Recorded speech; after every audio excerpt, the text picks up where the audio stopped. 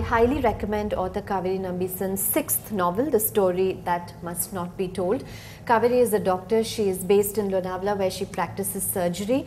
Now, this book was shortlisted for the 2008 Man Asian Booker Prize, but a Filipino author won the book. So what I'd like to ask you, Kavery, is whether you read that book, and when I did a bit of research on the book that won, I figured that it's a very clever book, technique-wise also, because he uses journalistic writing and narrative, old-fashioned. So I'm wondering that as a writer, do you come under a lot of pressure when you're nominated for awards such as these? Because good old-fashioned storytelling is not enough anymore. You need to be a bit clever in terms of your techniques. So what's your take? It's true. You don't come under any particular pressure when you're nominated. I think it's good. It's good to be nominated for a prize that's prestigious. You get to be heard, and people do get curious about your book. The judges come to know about you. They give you good feedback about your writing if you're lucky. I found that fascinating. And as for the cleverness of the way, the style, developing a style, I am the type of person, I feel that one of the strong points of a book, just like we develop character or plot, these are very important, and when we fail, it shows. So in the same way, the tone of the book, there is a tone to every book, and developing that tone is very important. More than the style or more than the cleverness is the tone. Have you hit the right tone? So does that happen with revision, like when you've started writing? No, I don't think it happens with revision. I think either you get the tone or you don't. And in my case, if I feel I haven't got the tone, I have felt it once and I've ditched it. Like I just don't. So do you get frustrated when such a thing happens? You do. You feel disappointed because you felt excited at first, but then when you cannot get the tone of voice, tone that you want, or I mean whatever is special to you, but I consider it the tone. That is the integrity of the book. I think that spells the integrity of the book. Because there's no point writing on a false note, like listening to the false note of music. There's no point, however sweet the voice. So style is not enough. You need the right integrity in the book. The whole book must have an integrity, and that happens like the book you mentioned, Filipino writers, Ilustrado, Miguel Sujico. It's brilliant, and I loved it. It's a lovely book. But jumping to something else now, I'd like to look at James Joyce's quote that you mentioned in one of your earlier interviews, where he says that the 3 things that a writer needs are silence, exile and cunning. And the way I interpret cunning is powers of observation and craftsmanship. But I think the times that we live in right now, cunning also means the ability to network, to do PR, to do your own marketing. You can't just live in an ivory tower and write in romantic solitude anymore. And you live in Lonavala, which is cut off from mainstream sort of cosmopolitan culture. Is it challenging for you? Because when you come out and you've written a new book and people don't come in droves for your launch, it must be disappointing. So how do you feel about that? First coming to the first part of the question about James Joyce, his idea of cunning. I think he could have also meant the way a writer tries to engage the reader, the cunning ploys we do use, because after all fiction, we are allowed to play with our words. It's our own entire universe that we have created. So we are, more or less the masters of that universe. And what cunning can we use to bewitch the reader? Right. So every writer has to do that. No matter how simple we are, we have to do that. And the second part about the cunning, that you have to be cunning to sell a book. I don't want to be cunning, in that context. But you write to be read and read by many people. Yes, and I think, up to a point, I'm willing to go up to a point. I'll do book readings, I will give interviews, I will travel if my publisher wants me to travel.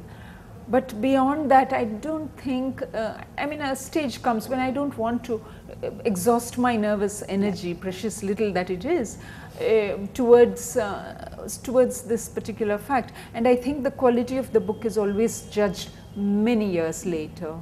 If a book survives, 10, 20, 30 years and people still love that book and talk about it or read it. Now that's the success of the book, not the best-selling status for 1 week or the number of people who attended. I mean, these are important at a certain level. They make you feel good and the book might sell, but I am not sure that is actually what literature demands. Yeah, but you know, that's also very idealistic of you. Because you just... It is very idealistic. You need to be really aggressive But I today. do pull myself back whenever I do feel desperate.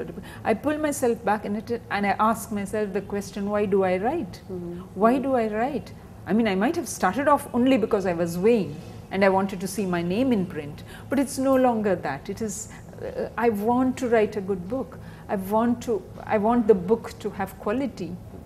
I want it to survive. You know, those are the, I mean, I want it to be a part of literature. So, and if you really want that, then you shouldn't worry about the immediate success or the non-success of a book. So I try to console myself, at least, and luckily I have Vijay, and we console each other, maybe, or talk about these things. And is, since you brought up Vijay, is it sort of a catalyst or encouraging to be married to a writer? Does that improve your writing as well?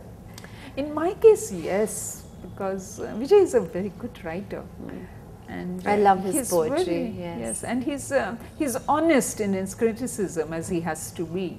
We criticize each other's work after it's finished, you know, and then we can either listen to each other or not listen and stop talking for a day or something. But generally, we do respect each other's views, and I learn a lot from Vijay. I learn a lot from him. You know, I know we're running out of time, so I wanted to ask you about your experiences as a doctor. So I'm going to ask you 3 questions rolled into one. I read your journalistic pieces. One was the interview between Shekhar Gupta and Dr. Devi Shetty, where he advocates increase in medical seats so we can have more specialists. Is that a good thing? It was written in 2005, I think. Yes. So whether that situation has improved. Secondly, you say that we have a lot to learn from the NHS in England. So have we learnt? And thirdly, you formed the Association of Rural Surgeons. Yeah. So have you been able to make progress because you feel that your issues are not addressed? So 3 questions in one. Okay. The first one regarding Devi Shetty's idea about increasing medical seats purely so that we increase specialization. I think specialization is very important. We need specialists, but they are not going to make us more healthy at the primary level.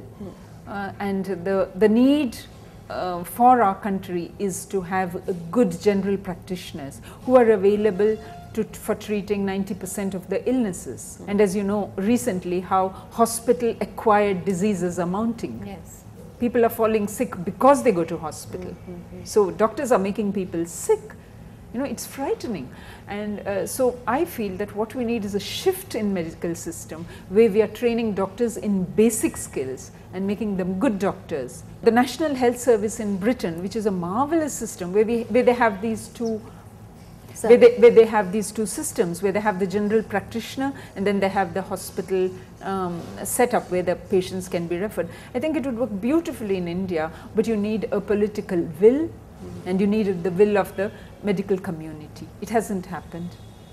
Which is, yeah, it hasn't happened. The Association of Rural Surgeons of India was not formed by me, but by a group of wonderful doctors who have worked for a long time in rural India. And this was developed in '92. I joined it subsequently and I was on the governing council for a long time. And their idea is to take good quality, affordable medical and surgical care to everybody in India. And they have succeeded a lot in places where they have where they are, and we have now a network of about 500 doctors. So you are happy with the progress? Yes, I am, and the young people are joining, and we now have an international chapter. We have linked up with some countries in Africa and some of our neighboring countries. And you know, Kavery addresses all these in her non-fiction work that's going to come out very soon. Why should health be a luxury? Yes. You know, you've convinced me that because I asked you, I said, why don't you make a non-fiction piece out of it, because you'd have a larger readership, but you know, I think I would read it anyway. And in the meanwhile, you must read this book, The Story That Must Not Be Told by Kavery Nambisan. It's been really delightful talking with you. Thank you for joining us. Thank you. Thank you. Thanks for joining us.